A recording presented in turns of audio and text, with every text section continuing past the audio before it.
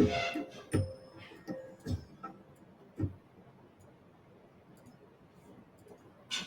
बहुत धन्यवाद।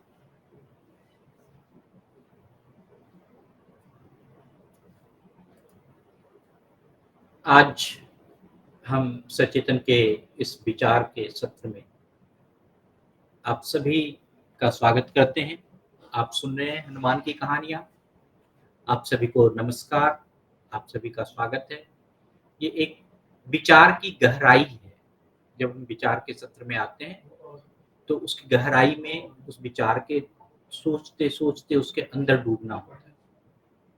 और आज की कथा समर्पित है महान वीर की चिंता और उसके द्वारा पाए गए उत्तर। हम सभी के जीवन में कभी न कभी एक चिंता सताती है और इसी प्रकार से महान वीर योद्धा, अगर हम कहें सर्वशक्तिशाली हनुमान जी के मन में भी एक चिंता समा रही थी। हम बात कर रहे हैं उस वानर राज की चिंता और उन्होंने अपनी भूमिका में उसका निवारण कैसे किया उस चिंता का। आज हम उस विचार की गहराई में जाना चाहते हैं। हनुमान जी ने जब देखा कि सारी लंका पूरी जल रही है, राक्षसों को अत्यंत भयभीत देखा उन्होंने, उनके मन में सीता माँ का दग्ध होने की आशंका जताने लगी, उसकी चिंता होने लगी कि कहीं सीता माँ भी तो नहीं जल गई इस लंका की पूरी आग में। साथ ही उन्होंने अपने प्रति जो है कि उनको घृणा महसूस होने लगी कि मैं अपने कर्तव्य को भूलने लगा हूँ। उनके मन में बार-बार यह सवाल उठने लगा कि मैं लंका को जलाते समय कैसे यह कुत्सित कर्म कर रहा हूँ कि मैंने सीता माता के बारे में सोचा ही नहीं। हनुमान जी का जो है आत्मसंदेह होना शुरू हो गया। मैं आज उसी के विचार के बारे में बातचीत करता हूँ। जब हम आत्मसंदेह के बारे में बातचीत करते हैं तो हमारे जीवन में उतार चढ़ाव, आत्म अन्वेषण करना होता है, स्वयं के बारे में एनालिसिस करना होता है। आत्मसंदेह के बारे में हम आज चर्चा करते हैं और हनुमान जी के भी कहानी में आत्मसंदेह का जिक्र है, आत्मसंदेह का मुद्दा उठता है। जीवन में क्या आपको कभी ऐसा क्षण आया जब आपने अपने निर्णय पर संदेह किया हो? जो आपने निर्णय लिया है, डिसीजन लिया है, उस पे संदेह किया हो? आपके मन में कभी आत्मसंदेह की भावना उठी है? या स्वयं से प्रश्न आप पूछ सकते हैं। यह एक सामान्य, अगर मैं कहूँ कि मुद्दा है। हर प्रकार से हर किसी के जीवन में यह चीज़ आ सकता है। कोई भी ऐसा नहीं है जो कि इस चीज़ से अछूता है। हम कभी-कभी अपने कार्य के बारे में, विचार के बारे में, निर्णय के बारे में संदेह करते हैं। कई बार हमारे मन में एक सवाल उठता है कि क्या यह काम हमने सही किया है? क्या हमारा निर्णय उचित था? इस संदेह से जब हम अपने आप को खो देते हैं, तो हम आत्मसंदेह के जंगल में खोते चले जाते हैं। हम आत्मसंदेह में भरते चले जाते हैं, स्वयं पे संदेह करना शुरू कर देते हैं। तो आत्मसंदेह का सामना करना कभी-कभी अत्यंत कठिन हो जाता है। स्वयं के निर्णय पर संदेह करना बहुत ही कठिन है। यह हमारे मार्ग में एक संवेदनशीलता और निर्णय लेने की क्षमता की आवश्यकता को याद दिलाता है कि हम कैसे संवेदनशील होके कोई निर्णय ले सकते हैं। कैसे हमारी संवेदना जो है उस निर्णय के प्रति जागरूक है। यह दिलाना होता है कि हम लोहे की तरह अपने निर्णय को संदेह के आग में जलाने के लिए प्रतिस्थापित नहीं होना चाहिए। जैसे हम लोहे को आग में जलाते हैं तो बहुत समय लगता है और हम उसको तपाते हैं। इस प्रकार से हमें प्रतिस्थापित नहीं होना चाहिए। हम अपने संदेह, आत्मसंदेह जो हमारे एक निर्णय की आवाज़ है, हमारे निर्णय की जो पुनः समीक्षा करने के लिए हमें प्रेरित करती है कि हमने जो निर्णय लिया है उसकी समीक्षा करें, उसका एनालिसिस करें, उसका फीडबैक लें और हमारे विचार के आत्मसंदेह की गहराई में खोने की ज़रूरत है कि हम कैसे अपने विचार की गहराई में खो सकते हैं। तो हनुमान जी भी अपनी बुद्धि की खोटाई के कारण, अपने क्रोध के कारण, अपने आप पर घृणा करने लगे और वे सोचने लगे कि क्या क्रोध से भर जाने से कोई पुरुष पाप नहीं करता है क्या? अगर आप क्रोध करते हैं तो क्या आप पाप नहीं करते हैं? उनके मन में एक प्रश्न आया कि क्रोध हो सकता है पाप का कारण हो। तो हनुमान जी समाधानकारी सोच भी निकाले, उसका भी वर्णन मैं सुनाना चाहता हूँ। उन्होंने समझा कि क्रोध से भरे हुए मन को केवल क्षमा से ही निकाला जा सकता है। अगर मन में क्रोध, तो तब क्षमा की भावना लाना ज़रूरी है, किसी से माफ़ी माँगना ज़रूरी है। तो इस प्रकार से वो आत्मसन्देह का समाधान करने लगे। तो हनुमान जी ने सोचा कि उनकी बुद्धि ने उन्हें गलत रास्ते पर ले गया था और उन्हें इसमें सुधारने के लिए कोई ना कोई हमें उपाय करना चाहिए। उन्होंने कहा कि निश्चय किया कि हम इसको सुधारेंगे। उन्होंने समझा कि यह सारी जो लंका जलाने से पहले उनके स्वामी के कार्य को पूरा नहीं करना जो है उनका धर्म था, कि उन्होंने पूरे पहले स्वामी का कार्य करते, राम भगवान का काम करते, फिर वो लंका जलाते। उनके मन में एक यह भी संदेह आया। इस तरह से हनुमान जी अपनी चिंता का सामना करने के लिए और समाधान पाने के लिए, अपने कर्तव्य को पूरा करने के लिए वह आगे बढ़े। और इस कहानी से हम सीखते हैं, हनुमान जी की हम कहानी से सीखते हैं कि हमें स्वयं की समीक्षा करने की आवश्यकता होती है।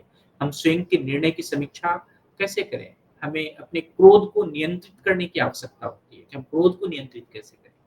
अपने मन में जो अवगुणों की जो आलोचना है, जो आलोचना का विचार है, हमारे अवगुण के विचार जो है, वो सोचने लगने से क्रोध के कारण मैंने ये क्या किया?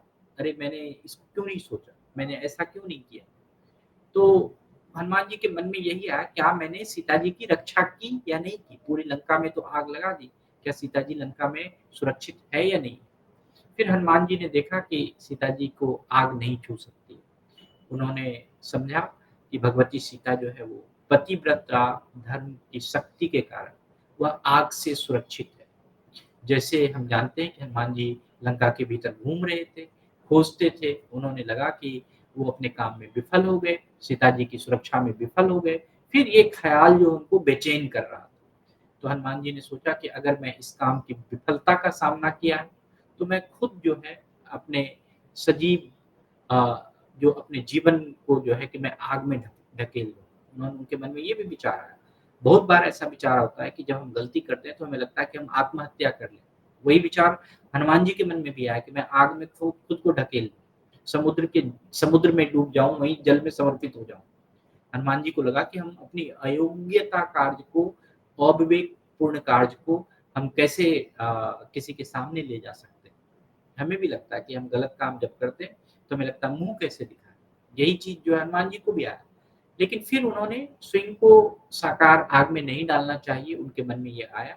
उन्होंने सोचने पर आया कि उनका जो अयोग्यता है, वो वो जो है हम किसी और के साथ बता सकते हैं, हम अपनी अयोग्यता को शेयर कर सकते हैं किसी के साथ। उन्होंने सोचा कि मैं महाराज सुग्रीव, श्री राम, लक्ष्मण इन सब के साथ शेयर करूँगा, लेकिन उनके मन में ये आ रहा था कि मैं उनको मुँह कैसे दिखाऊँगा? वो सोच रहे थे और जब सोच रहे थे तो गलती था उनके मन में कि सीता जी को कहीं नुकसान तो नहीं पहुँचा है। कहीं भगवान की हमें पछतावा तो नहीं हो रहा है कि मैंने गलत कर दिया। लेकिन फिर उनको सुकून मिला कि वो उन्होंने समझा कि सीता जी की रक्षा जो है भगवान राम की शक्ति और सीता जी की पतिव्रता शक्ति के कारण वो सुरक्षित है। उन्होंने समझा कि जो अग्नि है उनको नहीं छू सकती है और यह भी सुना कि लंका जी में सीता को कोई चोट नहीं पहुँचा सकता। इस प्रकार से हनुमान जी ने अपनी चिंता का समाधान भी कर लिया।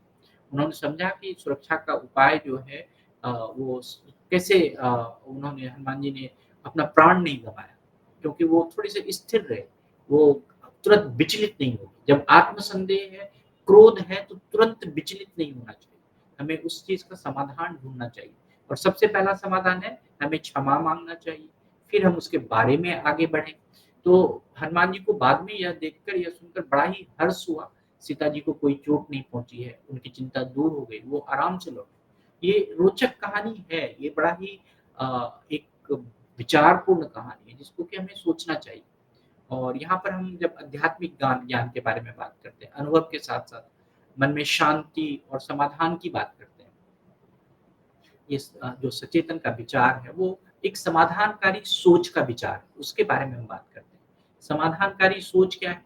अंग्रेजी में कहते हैं हम उसको कि सॉल्यूशन ओरिएंटेड थिंकिंग, कि जिसका सॉल्यूशन एक ध्यानार्थी मानसिकता है, कि हम ध्यान से अपनी मानसिकता को प्रेरित करें। हमारी जो मानसिकता है वो ध्यान मग्न हो, किसी चीज़ की समाधान की दिशा में सोचने के लिए वो प्रेरित हो, हम स्वयं से प्रेरित हों।